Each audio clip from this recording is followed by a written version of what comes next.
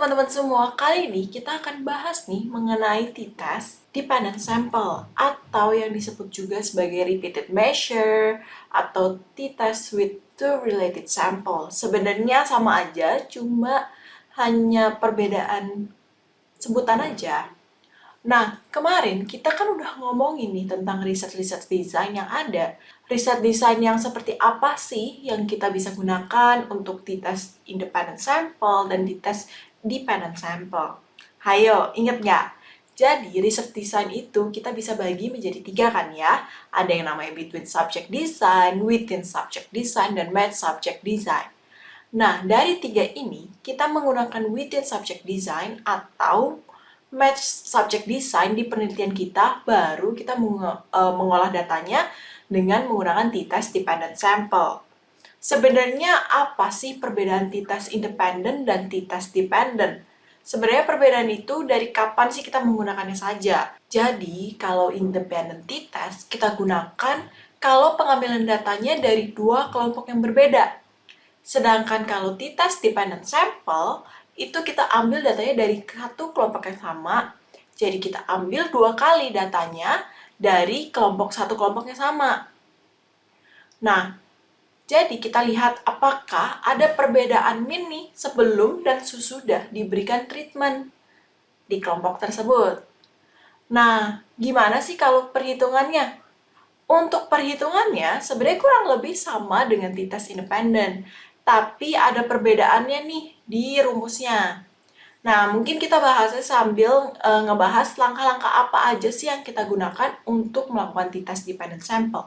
Yang pertama, kita harus state the hypothesis. Seperti biasa ya, kalau dalam penelitian kita pasti harus state the hypothesis. Hipotesanya seperti apa sih di t-test dependent sample? Nah, ada sedikit perbedaan nih teman-teman untuk hipotesa secara statistiknya. Kita lihat ya, lambangnya ada perbedaan nih. Untuk one tail dan two tail, seperti apa?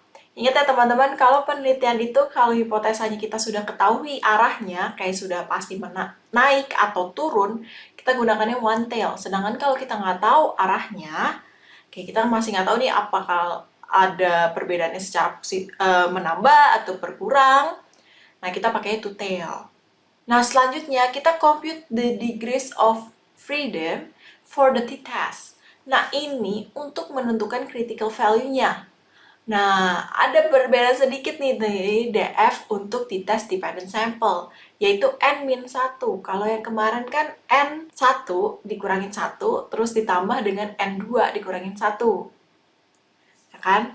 Nah, kalau sekarang kita N dikurangin 1 aja, karena kita hanya ada satu kelompok partisipan kita. Selanjutnya, kita perlu compute the t-test. Nah, ini adalah rumus t-testnya, ya kurang lebih sama lah ya. Kita tinggal masukin aja, nanti dapet nih hasil t-nya berapa nih. Selanjutnya, kalau kita sudah tahu t-nya berapa, kita harus make the decisions. Make the decision apakah jadi ada perbedaan atau enggak nih. Kalau misalkan, kita lihat ya di slide ini juga, kalau misalkan t skornya ternyata kurang daripada t kritikalnya, artinya kita gagal menolak hipotesis 0.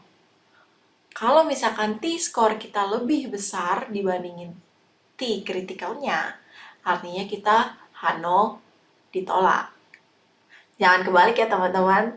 Terus artinya apa nih kalau H0 ditolak? Nah, kita balik lagi ke gimana cara hipotesis testing. Gimana kalau H0 ditolak? Artinya bahwa ada perbedaan min nih sebelum dan sesudah diberikan treatment. Kalau H0 gagal ditolak, artinya belum ada perbedaan min nih sebelum dan sesudah diberikan treatment. Nah, jadi seperti itu ya teman-teman untuk melakukan t-test dependent sample. Mudah bukan? Dadah!